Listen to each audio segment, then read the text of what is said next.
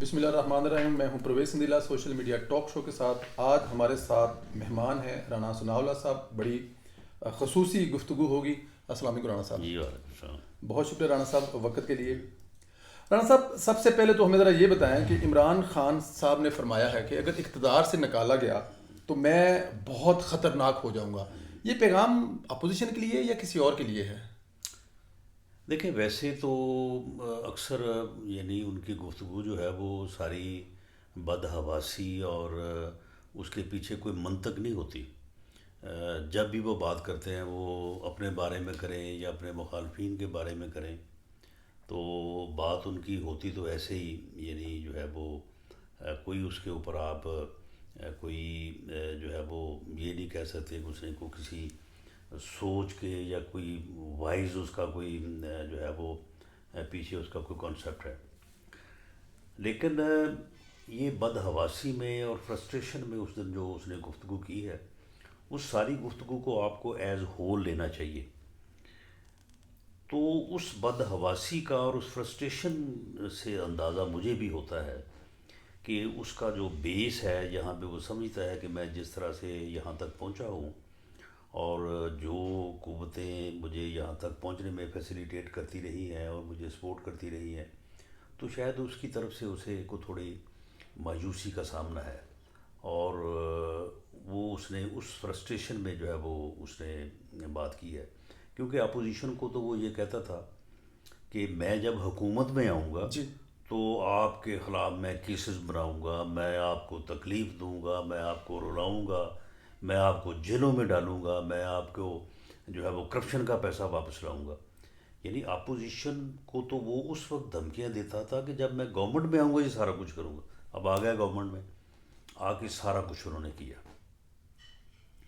کوئی مٹیریل جو ہے وہ سامنے نہیں لا سکے جس سے وہ یہ اپنا بیانیہ ثابت کریں کہ اپوزیشن کی لیڈرشپ یا خاص طور پہ پی ایم ایل این لوگ کے لوگ جو ہیں انہوں نے کوئی اس ملک کے ساتھ زیادتی کی ہے, کوئی کرپشن کی ہے. سارے کیسز اس کے پٹ گئے, جھوٹے کیسز بنائے اور انتہائی گھٹیا درجے کا انتقام جو ہے اس میں وہ بندہ انوالو رہا.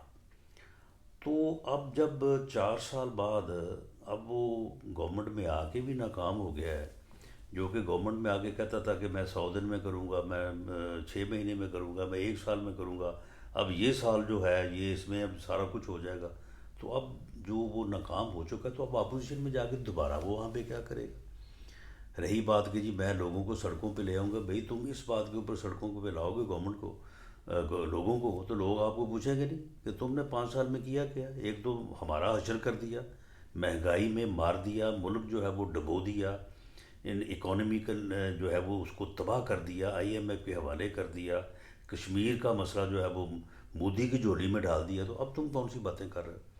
تو اس لیے یہ صرف اس کی فرسٹریشن ہے اور یہ ان قوتوں کی طرف اشارہ ہے جن کے متعلق شیخ رشید صاحب کہتے ہیں کہ جی ان کا ابھی بھی ہاتھ ہے, ابھی بھی تعلقات ٹھیک ہیں.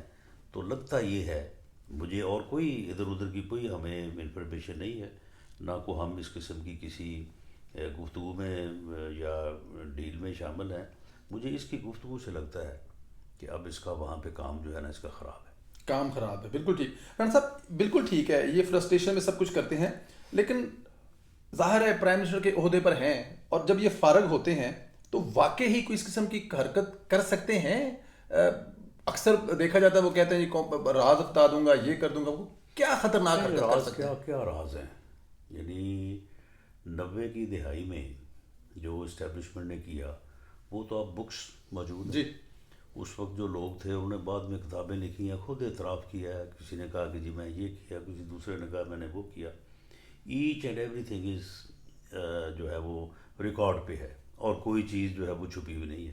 اب جو ہوا ہے تو اس میں کوئی بات مخفی ہے. جو 14 میں ہوا, جو 17 میں ہوا, جو 18 میں ہوا, جو بابا رحمتے نے کیا, جو باقی لوگوں نے کیا, تو اس لیے اب راز کی تو کوئی بات نہیں ہے. ساری دنیا کو پتہ ہے, یہ کون سی بات ہے جو یہ راز بتائیں گے. بالکل ٹھیک ہے.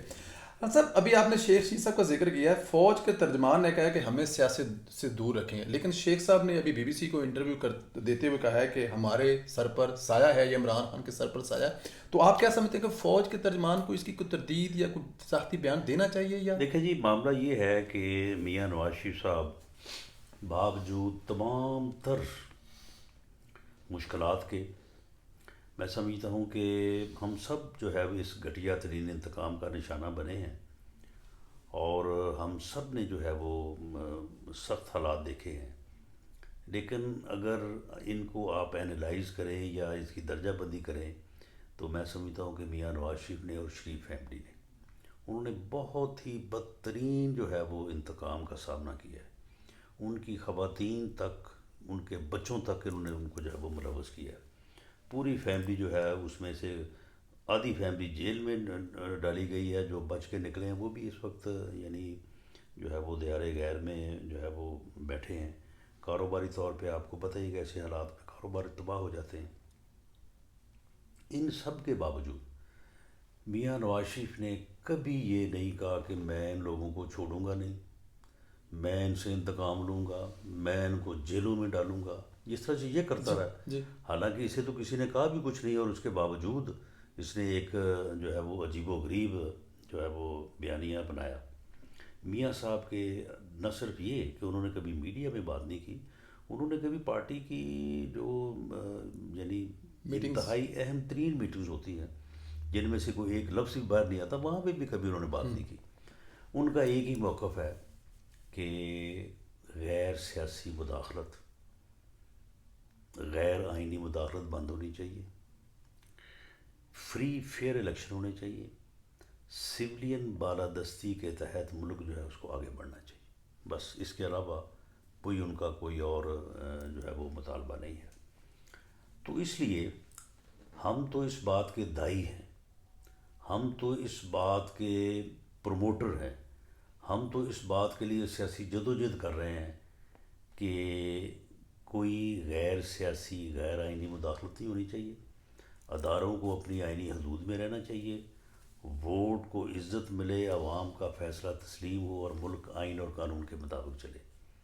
تو جو بات D G I S P R اپنا افتخار بابر صاحب نے کی ہے، تو میں سمجھتا ہوں کہ ہم تو خود اس بات کو چاہتے ہیں کہ یہ ہو، اور اگر انہوں نے بات کی ہے تو ہم اس کے اوپر اعتماد کرنے کو تیار ہیں. اس کی وجہ یہ ہے کہ یہ ہماری تو جدوجہد ہے، جی ہمارا تو نصب العین ہے، ہم اس کے اوپر بالکل اعتماد کرنا چاہتے ہیں، اور ہم یہ چاہتے ہیں کہ بالکل ایسے ہی ہونا چاہیے. جو ان کے الفاظ تھے کہ ہمیں دور رکھیں، بالکل انہیں دور رہنا چاہیے.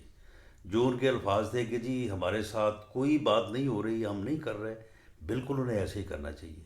تو اب اس کے باوجود ایک آدمی جس کی کوئی اپنی ذاتی حیثیت نہیں ہے، کبھی وہ میاں نواز شریف کے ووٹوں سے الیکٹ ہوتا رہا ہے، اب پی ٹی آئی کے ووٹوں سے الیکٹ ہوا ہے، ماسوائے زبان درازی کے، گھٹیا گفتگو کے اور یہ فکرے بازی کے اس کے پاس اور کوئی چیز نہیں ہے. تو جب وہ بار بار D G I S P R کے بیانیے کو جھٹلا رہا ہے تو انہیں چاہیے کہ اس کو ایک شٹ اپ کال دیں اور اس بات کی تردید کریں. ورنہ میں سمجھتا ہوں کہ اب یہ 2 بار 3 بار ہو چکا ہے، اور خاص طور پہ یہ پچھلے دو تین دنوں پہلے انہوں نے کہا ہے، آن ایئر کہا ہے، ساری دنیا نے سنا ہوگا، اور یقیناً D G I S P R نے بھی سنا ہوگا. اس نے کہا کہ جی وہ جو میں نے بیان دیا تھا مجھے کہا جا رہا ہے کہ اس کی تردید کریں، میں تردید نہیں کر رہا. جی.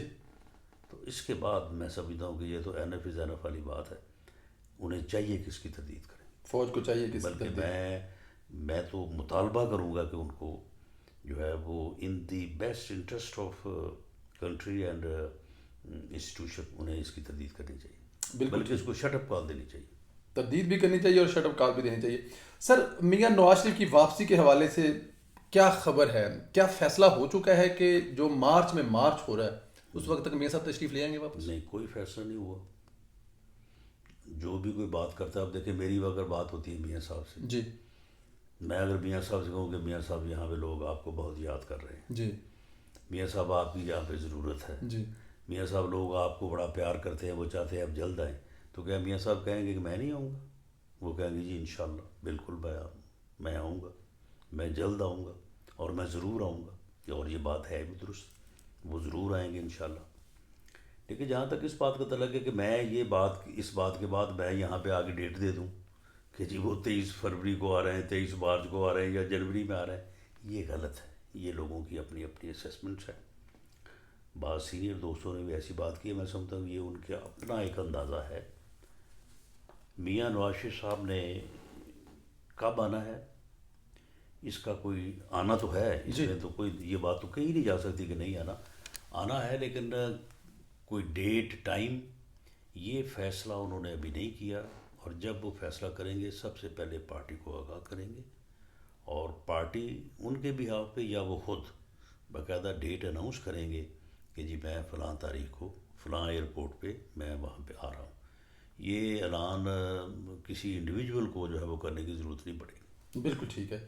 اچھا سر، مختلف قسم کی کیا سرائیاں کی جا رہی ہیں کہ صدارتی نظام کچھ نیشنل ٹی وی پر اس کے باقاعدہ اشتہار چلے ہیں، عبوری سیٹ اپ. بطور سیاسی ورکر آپ کیا سمجھتے ہیں کہ اس کے کیا نقصانات ہو سکتے ہیں ڈیموکریسی کے لیے اس قسم کی چیزوں سے؟ یہ ملک ٹوٹ جائے گا اگر یہ صدارتی نظام جو ہے وہ اس ملک کے اوپر جو ہے وہ کانسٹیٹیوشنلی مسلط کرنے کی کوشش کی گئی. اس کی وجہ یہ ہے کہ اس ملک کے اوپر ان کانسٹیٹیوشنلی صدارتی نظام مسلط کیا گیا. یعنی اگر آپ ایوب کے 11 سال بیچ میں سے نکال بھی دیں، کیونکہ اس نے تو اپنا ہی آئین بنایا جی تھا نا، وہ کوئی پارلیمنٹ نے یا عوام نے تو آئین نہیں بنایا تھا. لیکن بہرحال جو ہے وہ 73 میں ایک متفقہ آئین جو ہے وہ آئین ساز جو پارلیمنٹ تھی، قومی اسمبلی تھی، اس نے بنایا. اس کے اوپر تمام اس وقت کی سیاسی قوتوں کا، جماعتوں کا جو ہے وہ اتفاق تھا. وہ ایک متفقہ جو ہے وہ کانسٹیٹیوشن آف پاکستان ہے اور اس میں پارلیمانی نظام دیا گیا. لیکن اس کے بعد بھی ان کانسٹیٹیوشنلی اس کی بعض دفعات کو ہیلڈ ان امیز میں رکھ کے آپ کے اوپر 11 سال کا ضیاء الحق کا جی جو ہے وہ صدارتی نظام مسلط کیا گیا. ضیاء الحق وزیر اعظم تو نہیں تھا نا، وہ تو صدر ہی تھا نا، جی اور طاقت کا منبع بھی تھا. اس کے بعد پھر 9 سال جو ہے وہ جنرل مشرف صاحب آ گئے اور وہ جو ہے وہ مسلط رہے. تو یہ 20 سال تو یہی بنتے ہیں. اگر آپ 4 سال یحییٰ کے اور 10 سال جو ہے وہ ایوب کے شامل کر لیں تو یہ 35 سالوں میں صدارتی نظام نے اس کو دیا کیا ہے. اور دوسرا یہ ہے کہ یہ ایک متفقہ آئین ہے. اگر آپ اس کو چھوڑ کے آپ اس کی جو ہے وہ اس کو ختم کر کے ایک نیا آئین بنانا چاہیں گے، اتفاق ہی نہیں ہو سکے گا. اس وقت جو صورتحال ہے وہ تو یہ ہے نا کہ اس متفقہ آئین کی وجہ سے تمام لوگ جو ہیں وہ جڑے ہوئے ہیں. جو بلوچستان میں جو لوگ جن کو ہم نیشنلسٹ کہتے ہیں یا ہم کہتے ہیں کہ جی علیحدگی پسند ہے، یا ہم کہتے ہیں کہ جی یہ ملک سے ہم کہا تو غلط جاتا ہے کہ یہ ملک سے مخلص نہیں ہے، وہ بھی کہتے ہیں کہ ہم 1973 کے آئین کے اوپر متفق ہیں. وہ بھی کہتے ہیں کہ جی آئین کے اوپر عمل ہونا چاہیے. تو اس لیے یہ غلطی جو ہے، یہ غلطی اس ملک کو جو ہے وہ بنیادی طور پہ جو ہے وہ نقصان پہنچائے گی. اس ملک کا مسئلہ یہ نہیں ہے کہ پارلیمانی نظام یا صدارتی نظام. اس ملک کا مسئلہ یہ ہے کہ آئین کے اوپر عمل نہیں ہو رہا. 73 کے آئین کے اوپر یہ عمل کریں تو اس بات کا تو کوئی جھگڑا ہی نہیں ہے، پارلیمانی ہو یا اپنا صدارتی ہو. جب آپ آئین کے اوپر عمل کریں گے، آئین کے مطابق ملک کو چلائیں گے تو ملک کامیاب ہوگا. بڑی سخت بات کہہ رہے ہیں آپ کہ یہ ملک ٹوٹ سکتا ہے اس میں اگر یہ اس قسم کی. دیکھیں جی، اگر آپ آئین کے اوپر اگر آپ کانسٹیٹیوشن جو ہے وہ جو متفقہ کانسٹیٹیوشن ہے اس کو آپ ختم کر دیتے اور نیا آئین بنانے کے لیے آپ چل پڑتے ہیں، اس کے اوپر جب اتفاق نہیں ہوگا تو اس کا پھر منطقی نتیجہ کیا ہوگا؟ بالکل ٹھیک، بہت خطرناک اس کے نتائج ہوتے ہیں. رن صاحب ذرا اکثر ہم ٹی وی ٹاک شو میں دیکھتے ہیں نون لیگ کے لوگ کچھ کہہ رہے ہوتے ہیں کہ حکومت کے اتنے لوگ ہمارے ساتھ رابطے میں ہیں. کتنے لوگ رابطے میں، کیسا کیا اس کے بارے میں حکومت کے لوگ رابطے میں ہیں آپ لوگوں کے؟ کہا جاتا ہے کہ یہ ٹکٹ کی یقین دہانی کرا دیں تو ہم. بالکل. دیکھیں یہ جو ہمارا سینٹرل پنجاب کے ڈویژنز ہیں، جی اپنا پنڈی، گجرانوالہ، لاہور، سرگودا، فیصل آباد، ساہیوال کو تقریباً 20-22 لوگ تو یہاں سے ہی ہیں. 5 بندے تو فیصل آباد ڈسٹرکٹ سے ہیں. اچھا جی. ہاں، جو میرا ڈسٹرکٹ ہے. لیکن معاملہ یہ ہے کہ ان لوگوں کو ہم لے لیں جی تو جو ہمارے لوگ ہیں ان کو ہم کدھر بھیجیں؟ ان کو بیرون ملک بھیج دیں؟ ان کو کدھر بھیجیں ہم؟ تو معاملہ یہ ہے کہ ہم ہر بندے کو لے نہیں سکتے. لیکن ہر بندے کو نہیں لے سکتے کیا مطلب؟ کچھ کو لیں گے؟ یعنی کچھ جگہ پہ تو گنجائش ہے، اچھا. لیکن وہ جتنی جگہ پہ گنجائش ہے ان کو لے کے ہمارا پھر گزارا نہیں ہوتا. تو اس طرح سے جو ہے وہ گیٹ ہم کھول نہیں سکتے کہ جی آؤ جی جڑا ہونا آ جاؤ، ایسا بھی نہیں ہم کر سکتے. تو ایک تو یہ بڑی رکاوٹ ہے، اس میں کوئی شک نہیں ہے کہ رابطے ہیں، جی لوگوں سے رابطے ہوئے. میری خود اپنی ملاقاتیں ہیں ان لوگوں سے، جب یوسف رضا گیلانی صاحب کا جو ہے وہ سینٹ کا الیکشن. سینٹ کا الیکشن تھا، اور یہ ہم نے میاں صاحب سے بھی ڈسکس کیا ہے کہ جی یہ لوگ جو ہیں یہ آنا چاہتے ہیں، اور اس کے متبادل پھر جو لوگ ہیں ان کو بھی ہم نے ڈسکس کیا. تو جو ہے ساؤتھ میں ہم لینے کو تیار ہیں، بالکل ٹھیک. کیونکہ ساؤتھ میں ہمارے پاس گنجائش ہے. جی لیکن وہاں پہ جو لوگ ہیں، جو وہاں کے الیکٹیبلس ہیں، وہ لوگ بھی بڑے سیانے ہیں. وہ ابھی دیکھ رہے ہیں کہ اسٹیبلشمنٹ کیا فیصلہ کرتی ہے، یہ نیگیٹو ہوتی ہے پازیٹیو ہوتی ہے، یعنی ادھر کے اشارے ابھی دیکھ رہے ہیں. وہ ایک قدم ہمارے ساتھ بھی آگے بات کرتے ہیں، جی ہمیں بھی کہتے ہیں کہ دیکھیں جی بڑا زبردستی کی ہے ہمارے ساتھ، اور ہمیں فون کیا کہ جی پہنچو ورنہ نہیں، ورنہ ہم آپ کو اس طرح سے لے کے جائیں گے، بڑی ہمارے ساتھ زیادتی ہو رہی ہے، ہماری فائلیں بنائی ہوئی ہیں، تو ہم تو جان چھڑانا چاہتے ہیں، لیکن ابھی جان چھڑا بھی نہیں رہے. تو اس صورتحال میں جو ہے وہ یہ بات درست ہے کہ یہ چیزیں رابطے میں ہیں، ان کو مٹیریلائز کیا جا سکتا ہے، لیکن ان کو مٹیریلائز کرنے کی ایک قیمت ہے. وہ قیمت جو ہے وہ کوئی آدمی جو ہے وہ اپنے طور پہ نہ میں ڈیسائیڈ کر سکتا ہوں، نہ پارٹی لیڈرشپ کر سکتی ہے. وہ تو اجتماعی طور پہ ہی کوئی فیصلہ ہوگا کہ جو ہمیں حاصل ہونے جا رہا ہے اس کی کتنی قیمت ہم ادا کر سکتے ہیں. تو یہ بات تو اس مرحلے پہ ہے. لیکن یہ کہنا کہ رابطے نہیں ہیں، یہ درست نہیں ہے. رابطے ہیں، لیکن یہ کہنا کہ جی بس ساری بات ہو گئی اور اب ہم بس صبح نو کانفیڈنس جو ہے وہ لکھنے لگے ہیں، یہ بھی ایسی بھی کوئی بات نہیں ہے. اور اسی طرح سے جو دوسرے اتحادی ہیں، جی دیکھیں اتحادیوں کا بھی ایک ایشو ہے.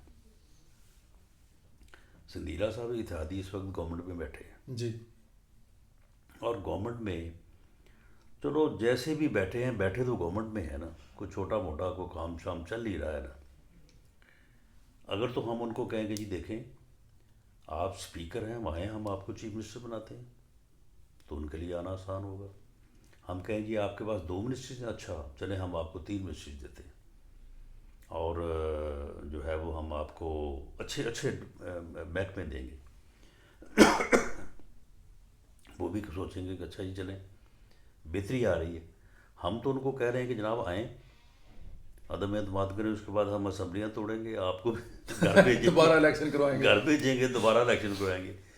تو یہ بات ان کے لیے کتنی جو ہے وہ دلکش ہو سکتی ہے، یا ان کو کتنی قابل قبول ہو سکتی ہے. تو اس لیے اگر گورنمنٹ جو ہے وہ بالکل یعنی اس کی ٹانگیں جو ہیں وہ بالکل کانپ رہی ہیں اور لیگ لیس ہے اور لڑکھڑا رہی ہے، لیکن اس میں جو ہمارا ایک اصولی موقف ہے ریگارڈنگ کہ ہم فری اور فیئر الیکشن کروائیں گے عدم اعتماد کے بعد، اور ہمارا یہ اصولی موقف ہے کہ ہم نے جن لوگوں کو لینا ہے تو اس میں کم از کم ان میں کچھ ایسا مٹیریل نہ ہو کہ جس کے اوپر پھر آپ جیسے لوگ ہمیں کہیں گے جی آپ نے کیا کیا ہے جی، اور اس سے ہمارے لوگوں میں، ہمارے ورکرز میں جو ہے وہ مایوسی پھیلے. تو یہ اصولی موقف جو ہے یہ بھی ایک آپ سمجھ لیں کہ ایک رکاوٹ ہے.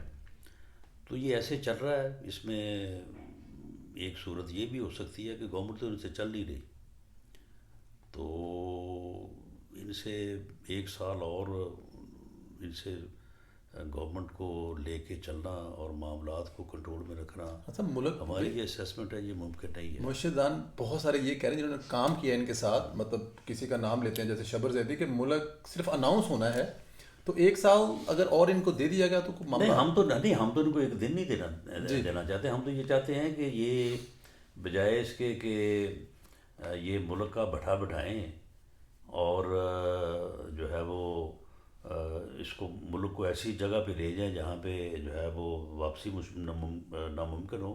یہ اپنا جو ہے وہ ہم تو مڈ ٹرم کریں، اب تو مڈ ٹرم میں اب تو ٹرم پوری ہو گئی ہے، تقریباً 4 سال ہو گئے ہیں، اگلا سال الیکشن ایئر ہے.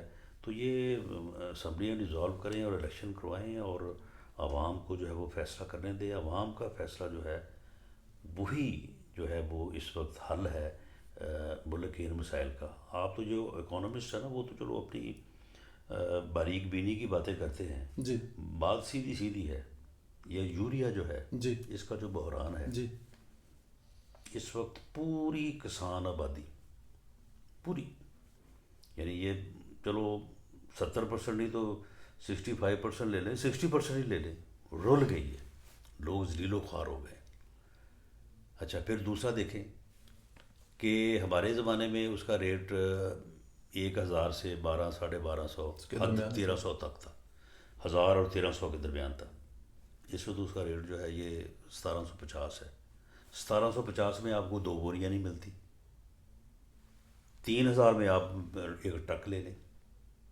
تو پھر یہ بحران کیا ہوا؟ یہ بحران نہیں ہے، یہ ان کی اے ٹی ایم کما رہی ہیں، یہ ان کے لوگ ان کے پیسے کما رہے ہیں. ان کے لوگوں نے یوریا اسمگل کیا ہے. آپ مجھے بتائیں کہ ٹوٹل یوریا کی پیداوار جو ہے جی وہ ایک تو اپنا جو ہے وہ فوجی فرٹیلائزر کمپنی ہے، ایک 30-35% اس کا شیئر ہے. اینگرو والے ہیں، اینگرو والے جو مالک ہیں وہ داؤد جی رزاق رزاق فیملی ہے، داؤد، وہ ان کی ہے وہ، اس کا کوئی 25% شیئر ہے. یہ جو اپنا ہے اسد عمر صاحب، یہ بھی ان کے رہے ان ہیں، کے رہے ہیں ان کے بالکل ہیڈ. چیف. اچھا اب فوجی فرٹیلائزر اور اینگرو، ان کے پاس 70% شیئر ان کا ہے، پوری کھاد کا جو اس پوری ملک میں. پوری کھاد کا، پورا یوریا جو ہے اس کی پوری سپلائی کا.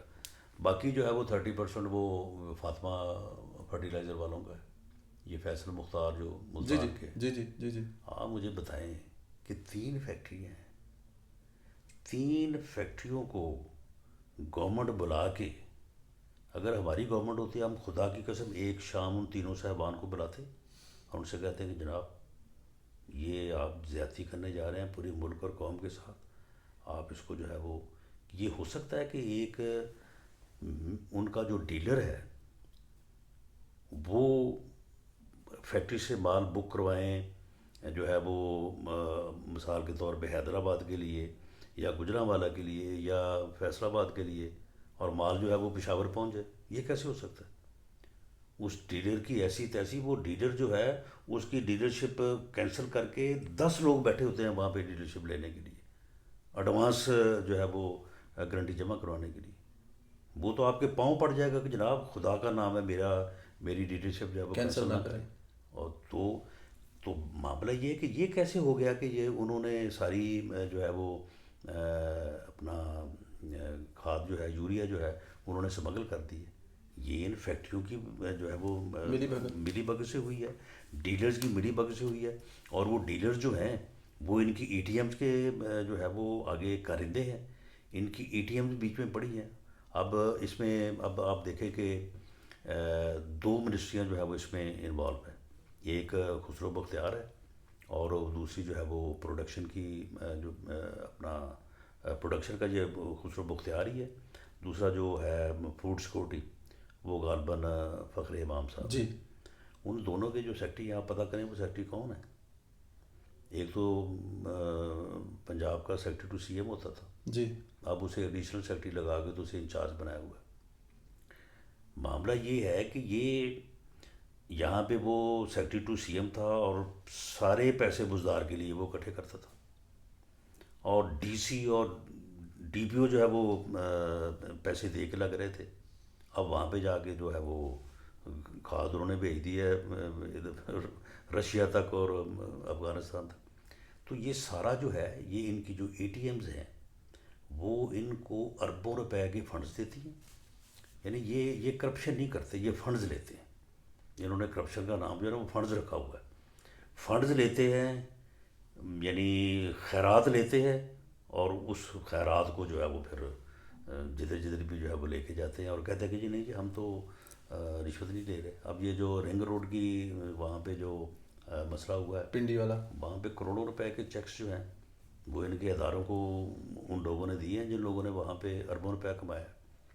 تو معاملہ یہ ہے کہ یہ ان کی اے ٹی ایمز کی کرپشن، ان کی اپنی کرپشن اور مس مینجمنٹ، اس کی وجہ سے آپ یہ دیکھ لیں کہ یوریا ساری آبادی جو ہے وہ دیہی آبادی زمیندار کسان رل گیا ہے. اور اب اس کے بعد آپ دیکھیے گا کہ اپریل میں کیا ہوگا. اپریل مئی میں گندم نہیں ملنی لوگوں کو، بالکل نہیں ملنی. ظاہر ہے وہ جب اور اس کو گندم کے لیے جو ہے نا وہ لوگ ایک دوسرے کو مارتے پھریں گے.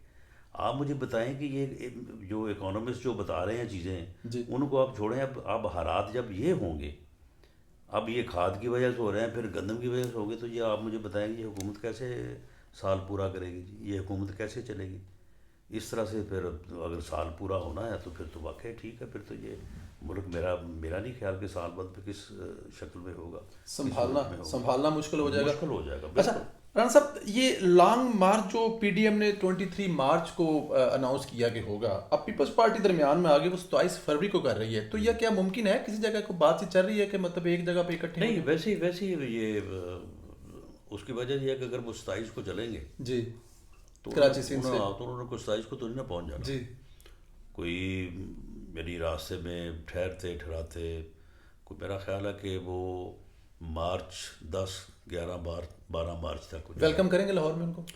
نہیں ہم ویلکم تو ان کو نہیں کریں گے جی لیکن ہم ان کو اپوز بھی نہیں کریں گے. جی اور جب وہ لاہور سے یہاں پہ اگر وہ جو ہے وہ 10 11 12 تو اس کی طرف چلتے ہیں تو وہی ٹائم ہوگا. ہم بھی یہاں پہ تیاری آلموسٹ پکڑ چکے ہوں گے، ہمارے بھی قافلے جو ہے ادھر سندھ سائڈ سے چل پڑے ہوں گے. جی تو میرا خیال ہے کہ گورنمنٹ پہ پریشر ڈالنے اور لوگوں کو باہر نکالنے اور ایک عوامی سیلاب جو، کیونکہ اب لوگ اسی طرح اگر نکلیں گے تو پھر ہی کوئی رزلٹ آئے گا جس طرح سے میاں نواز شریف صاحب کے ساتھ ججے موومنٹ میں لوگ نکلے تھے. گجرانوالہ والا جو اگر لوگ نکل آئے تو یعنی جب اس موب کا رخ ٹورڈز اسلام آباد ہوگا نا، اس کا سائز ہی فیصلہ کر دے گا کہ اب آگے کیا ہونا ہے.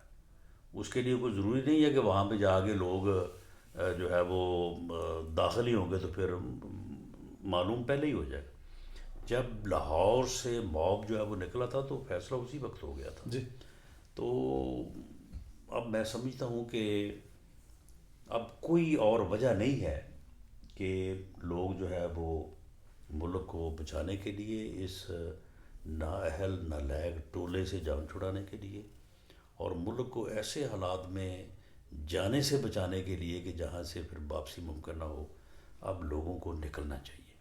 سیاسی جماعتیں انشاءاللہ تعالیٰ نکلیں گی، ہمارے ورکرز نکلیں گے، ہمارے ممبرز نکلیں گے، ہمارے عہدیدار نکلیں گے، اور ہم بھرپور کوشش کریں گے کہ عوام بھی جو ہے وہ باہر نکلیں.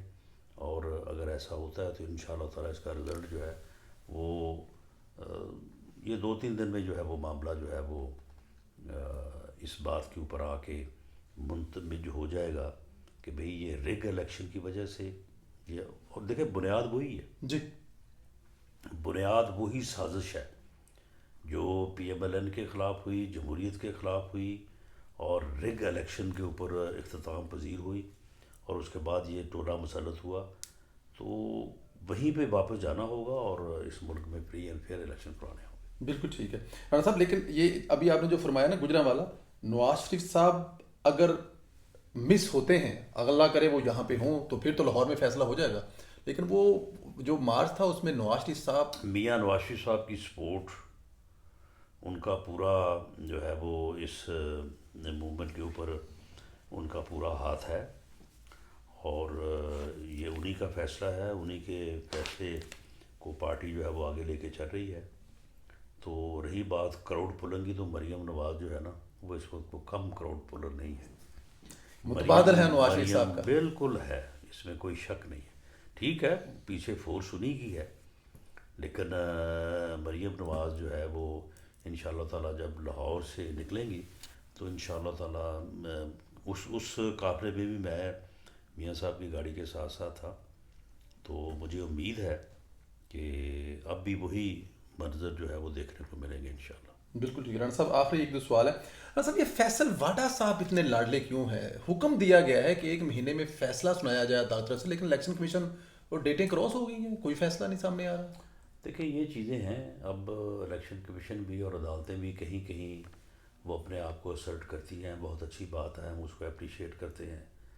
عدلیہ اگر آزاد ہوگی تو یقیناً جو ہے یہ سارے ایشوز جو سارے مسائل جن کو ہم ڈسکس کر رہے ہیں ان میں کمی نہیں آئے گی، بلکہ یہ اختتام کی طرف جو ہے وہ جائیں گے۔ تو الیکشن کمیشن بھی جو ہے وہ بعض فیصلے اس نے بہت اچھے کیے ہیں، بعض جگہ پہ انہوں نے اسرٹ کیا ہے، اور پہلی دفعہ محسوس ہو رہا ہے کہ الیکشن کمیشن بھی کوئی ایک ادارے کے طور پہ جو ہے وہ کام کرنے کی کوشش کر رہا ہے، لیکن بعض جگہ پہ کمی کوتاہی ابھی ہے، اور اس کمی کوتاہی کی مثال نہ صرف فارن فنڈنگ کیس ہے بلکہ یہ فیصل واڈا صاحب والا کیس بھی اسی کی ایک مثال ہے۔ اور ہماری تو دعا بھی ہے اور ہمارا یہ مطالبہ بھی ہے کہ ایسے معاملات جو لوگوں کی نظر میں جو ہے وہ ڈاؤٹ فل جو ہے وہ کریں کسی بھی ادارے کی ریپیوٹ کو، تو ان کے اوپر جو ہے وہ ایکشن جلد ہونا چاہیے، کیونکہ عوامی اعتماد ہی جو ہے وہ کسی ادارے کی طاقت ہو سکتا ہے۔ بالکل ٹھیک رانا صاحب، بہت ساری ملکوں میں یا بہت سارے جمہوریت میں جو الیکشن سے پہلے فیصلہ کیا جاتا ہے کہ وزیر اعلیٰ اور وزارت عظمیٰ کے حق کون ہوں گے، کچھ اس قسم کی باتیں چلتی ہیں مسلم لیگ نون کے بارے میں کہ وزیر اعظم کون ہوں گے، تو یہ فیصلے تبھی ہوں گے جب الیکشن ہو جائیں گے، یا پہلے سے کچھ چیزیں چل رہی ہیں کون بنے گا وزیر اعظم، کون پنجاب کی وزارت اعلیٰ جن کے حصے میں آئے گی؟ تو یہ دیکھیں بات یہ ہے کہ جب ہم یا تو پھر ہم یہ طے کر لیں، جی اس بات کو تسلیم کر لیں کہ میاں نواز شریف کے خلاف جو فیصلہ ہوا ہے وہ درست ہوا ہے، ان کو اپنا پاناما سے اٹھا کے اقامہ میں جو نااہل کیا ہے وہ بڑا انہوں نے ٹھیک کیا ہے، اور اسی طرح سے جو ہے وہ جو ہمارے خلاف ایک سازش ہوئی، تو وہ سازش جو ہے وہ اس کا جو رزلٹ ہے، یا تو پھر ہم اس کو تسلیم کر لیں اور کہیں کہ جی ٹھیک ہے یہ تو اب ہو گیا ہے تو اب ہم آگے چلیں۔ ہم سمجھتے ہیں کہ میاں نواز شریف کو غلط طور پہ جو ہے وہ وزارت عظمیٰ سے جو ہے وہ نکالا گیا، ان کے خلاف ایک سازش کی گئی، وہ سازش جو ہے وہ جمہوریت کے خلاف تھی، وہ اس ملک کے خلاف تھی، وہ پی ایم ایل این کے خلاف تھی، وہ صرف میاں نواز شریف کی ذات کے خلاف نہیں تھی۔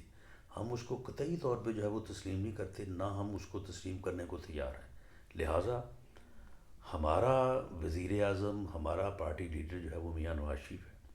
اور رہی بات کہ جی یہ انہوں نے نااہلی کے فیصلے فلاں فیصلے، جب وقت آیا تو یہ تو ابھی تو صرف بابا رحمتے کی آڈیو ٹیپ چل رہی ہے نا، یا وہ اللہ اس کو غریق رحمت کرے ملک عرصہ نے جو جی بیان دیا تھا اس کی جو ویڈیو ہے، یہاں پہ ہو سکتا ہے کہ بابا رحمتہ خود پکارتا پھرے کہ جناب یہ ہم نے غلط کیا تھا۔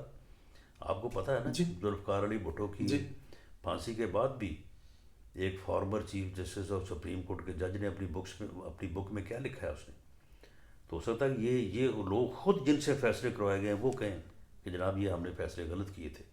تو یہ تو بالکل جب ایک فری اور فیئر الیکشن کے نتیجے میں ایک پارلیمنٹ وجود میں آئے گی جو عوامی امنگوں کی جو ہے وہ ترجمان ہوگی، تو یہ تو 30 دنوں میں ہر چیز حل ہو جائے گی، اور اس لیے ہمیں ایسی صورت میں جو ہے وہ یہ تسلیم کر کے کہ جی جو ہوا ہے صحیح ہوا ہے تو اب ہمارا وزیر اعظم فلاں ہوگا، میں سمجھتا ہوں کہ یہ بات درست نہیں ہے۔ ہمیں اسی بات کے اوپر پارٹی کو اپنے لیڈر کے اوپر ہی جو ہے وہ اپنا اسرٹ کرنا چاہیے۔ باقی رہی بات کہ اگر کوئی ایسی صورت ہوتی ہے یا وقت کی ڈیمانڈ ہوتی ہے کہ فار سم ٹائم جو ہے وہ ہمیں کوئی ارینج کرنا پڑتا ہے، تو اس کے لیے بہت لوگ ہیں، بڑی سینئر لیڈرشپ، بڑے ایکسپیرینس لوگ ہیں ہمارے پاس، اور باقی جو لوگ اس بات کا زیادہ کہ جی میاں شہباز شریف، مریم نواز شریف، یہ ان شاء اللہ تعالیٰ دونوں ہی وزیر اعظم بنیں گے، یہ دونوں ہی وزیر اعظم بنے گے، بالکل ٹھیک ہے۔ رانا صاحب آخری سوال یہ ہے، آپ اس حکومت کے مہمان رہے ہیں، اور ظاہر ہے آپ کے ساتھ جو بھی ٹریٹمنٹ کی گئی، مہمان نوازی میں جو کسریں رہ گئی یا آپ کے ساتھ جو بھی خدمت کی گئی، آپ دنیا بدل جاتی ہے، آپ اس سائڈ پہ آ جائیں اور عمران خان صاحب کی سائڈ پہ آ جائیں، اور آپ وزیر داخلہ ہوں یا کسی بھی پوسٹ پہ اور عمران خان صاحب آپ کے مہمان ہوں جیسے آپ کو رکھا گیا، تو کس قسم کا سلوک عمران خان صاحب کے، کیا چیزیں ان کو دی جائیں گی، کیا نہیں دی جائیں گی، سہولتیں وہی دی جائیں گی جو آپ کو دی گئی ہیں یا؟ نہیں، سہولتیں مجھے تو انہوں نے جس دن پکڑا ہے، جی تو پہلے تو پکڑ کے جب یہ لے کے گئے ہیں اے این ایف کے پولیس اسٹیشن میں، تو وہاں پہ تو انہوں نے مجھے کچھ بتایا ہی نہیں. جی یعنی میں آج بھی آن ریکارڈ ہوں کہ اگر تفتیشی افسر نے میرے سامنے بیٹھ کے میرا نام بھی پوچھا ہو نا، تو یہ مجھے گناہ گار کر دیں. وہ مجھے وہاں پہ ملا بھی ہو، تفتیشی آفیسر. تفتیشی افسر، یعنی ہوتا ہے نا کہ ایک آپ جی نے مقدمہ درج کیا، اس کے آپ نے تفتیش تو کرنی ہے. بالکل ٹھیک. یہ مجھے صبح لے آئے عدالت میں آ کے مجھے میرے وکلاء نے بتایا. انہوں نے کہا کہ جو رانا صاحب یہ تو بہت بڑا کیس پڑ گیا ہے. اچھا جی. یہ تو آپ کے اوپر انہوں نے ہیرون ڈال دی ہے اپنا 15 کلو، اس کی تو سزائے موت ہے. تو اب آپ جو ہے نا یہ آپ خاموش ہو جائیں، کوئی بات نہ کریں، یہ بڑا مسئلہ خراب ہو گیا.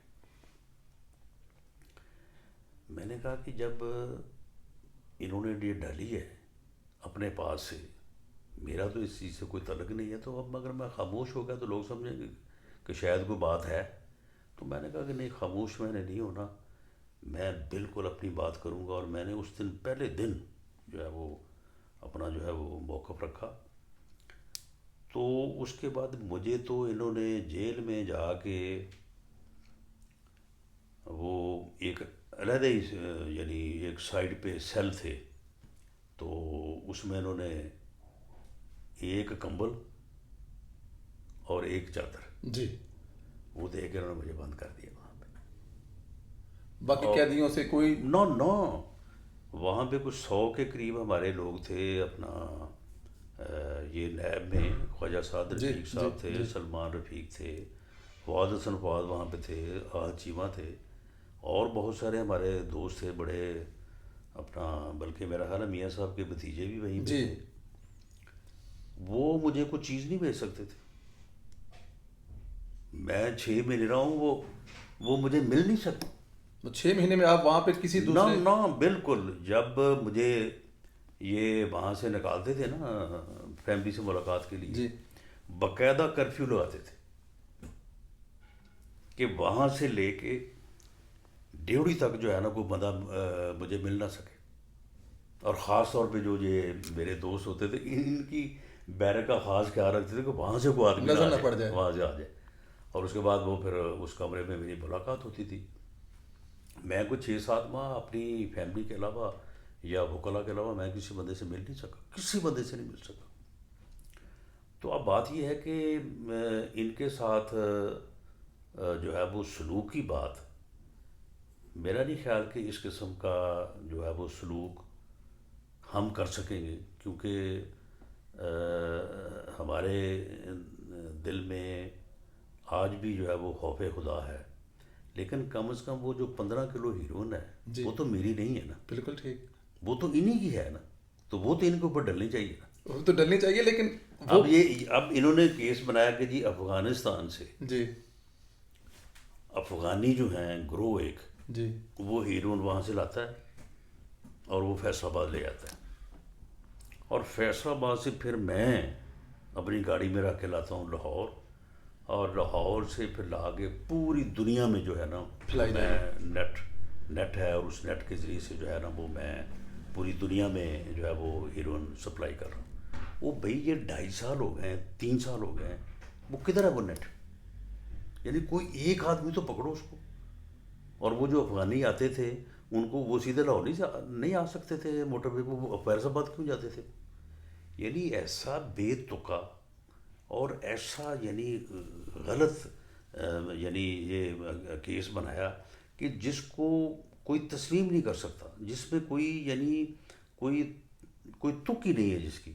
لیکن اب 2.5 سال ہو گئے ہیں، 2-2.5 سال.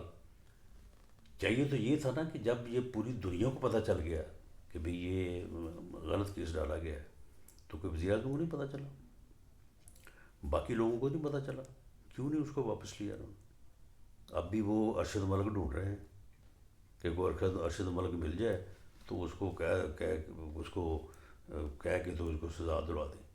تو پھر یہ چیزیں جو ہیں یہ میں سمجھتا ہوں کہ پھر ان چیزوں کا چلیں ہم اس لیول پہ جہاں پہ یہ گئے ہیں، یعنی کہ آپ کسی کو ایذا پہنچانا جو ہے، یعنی یہ انسانیت نہیں ہے. انسانیت جو ہے کسی دوسرے انسان کو ایذا پہنچانے کی اجازت نہیں دیتی، اس کی بڑی ممانعت ہے شریعت میں بھی. بالکل. چلو وہ تو ہم نہیں جائیں گے، لیکن کم از کم یہ جو انہوں نے کیا ہے اس کا حساب میں سمجھتا کہ ہونا چاہیے. یعنی اگر 15 کروڑ کہیں سے آئی ہوگی نا، ڈیفینیٹ 22 کروڑ روپے اس کی کہہ رہے ہیں، اس میں مالیت بھی لگائی ہوئی ہے، اس کی مالیت 22 کروڑ روپے ہے، جی تو وہ کسی جگہ سے آئی ہے نا پھر. بالکل. تو میں سمجھتا ہوں کہ یہ پہلا جو جنرل مشرف کا دور گزرا، اور اس کے بعد جب پھر میاں صاحب برسے اقتدار آئے تو میاں صاحب نے بالکل پھر جو ہے نا وہ ایک مکمل معافی کر دی، بالکل پچھلی بات کو جو ہے نا وہ اٹھائے ہی نہیں. میرا خیال ہے کہ اس مرتبہ اس سے مختلف ہونا چاہیے. اچھا جی، اس دفعہ مطلب کہ حساب لینا چاہیے، یعنی جو موٹا موٹا حساب ہو وہ تو لینا چاہیے، موٹا موٹا حساب لینا چاہیے. بالکل ٹھیک. رانا صاحب، جائز ناجائز جو ضرورتیں ہوں گی، اگر خان صاحب آپ کے مہمان ہو تو پوری کی جائیں گی. اب ناجائز نہیں ضرورتوں سوال ہی پیدا نہیں ہوتا. نہیں بالکل، جو وہ آج باتیں کہتے ہیں جی کہ جی جیل میں امیر غریب سارے ایک جیسے ہونے چاہیے، جی، تو ہمیں تو انہوں نے ایک جیسا بھی نہیں رکھا نا، ہمیں تو انہوں نے ایک جیسے سے بھی نیچے رکھا، تو ان کو تو ہم ایک جیسا تو رکھیں گے انشاءاللہ. ایک جیسا رکھیں گے. رانا صاحب بہت شکریہ آپ کے وقت کے لیے. اللہ تعالیٰ کی ذات آپ کو خوش رکھے، اپنے حفظ و امان میں رکھے. بہت شکریہ رانا صاحب. Thank you. جی دوستو، آپ نے دیکھا رانا صاحب سے بات ہوئی ہے. اس میں جو سب سے ایک فکر والی بات ہے وہ یہ ہے کہ اگر ملک پہ اسی طرح کے مزید تجربات کیے جائیں گے تو شاید ملک ٹوٹ جائے. تو اس لیے جو ارباب اختیار ہیں، اس وقت فیصلے کرنے والے ہیں، ان کو اس پہ سوچنا چاہیے. بہت شکریہ، اپنا خیال رکھیں. مجھے اجازت دیں. خدا حافظ دوستو. کافی لمبا پروگرام نکال کر لیا.